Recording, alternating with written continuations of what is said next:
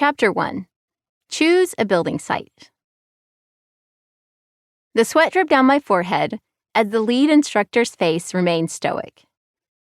I'd taught group fitness for almost 10 years, yet every new challenge had left me feeling vulnerable and unqualified. This particular training was structured as a weekend-long certification program, followed by a video evaluation. My heart was racing while I waited for the examiner to announce whether I had passed the first part of the training. That day, about 10 of us gathered in a small circle, waiting for him to give feedback on the class I had just taught. Though we were standing in a large gymnasium, the room felt as though it were closing in around me. Rachael, you are one of the best instructors I have seen teach this format. You come alive when you get behind the microphone. But if you want to teach for our company, I need you to lose that mama pouch. Your son is almost 3. What's your excuse for still having fat on your stomach? My heart still races when I think back to how that situation left me heartbroken. Essentially, I had the skills, but I couldn't play in his arena until I looked the part.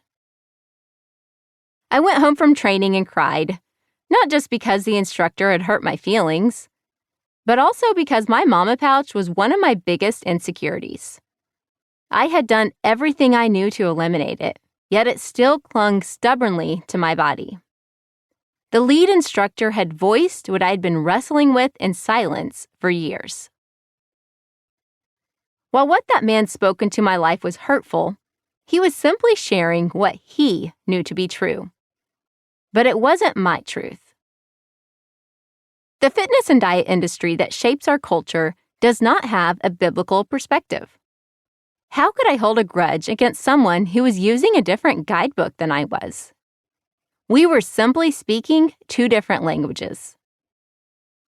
While I can't be upset at the industry, I can be angry at the enemy for wreaking havoc in this area of body image for far too long. After that training, I told the Lord I could no longer teach group fitness.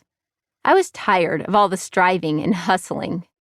No matter how hard I tried, I never seemed to fit in with the fitness world. A few weeks after I decided to quit teaching group fitness, I attended the Declare conference for bloggers and speakers. At this conference, several vendors lined the halls. One particular booth caught my eye as I read the banner tagline, "Love God, get healthy, be whole, love others." I approached the booth to learn more, and the woman shared the vision behind the ministry, Renovation Wellness. Then she said, "Rachael, it's not about fitness. God loves you right where you are. Just show up." That woman's name was Elisa Keaton, and that day marks a moment on my body image timeline that God began the healing in my heart.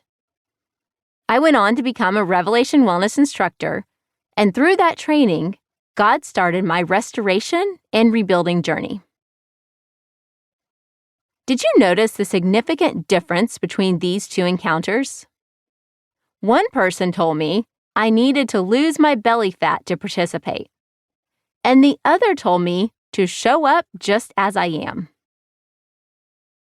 Both shaped my core beliefs, but Elisa knew a secret the man did not yet know. She knew that God's perfect love cast out all fear. See 1 John chapter 4, verse 18. Through Elisa and Renovation Wellness, God helped me lay a new, solid foundation on His truth, and I want that same freedom for you.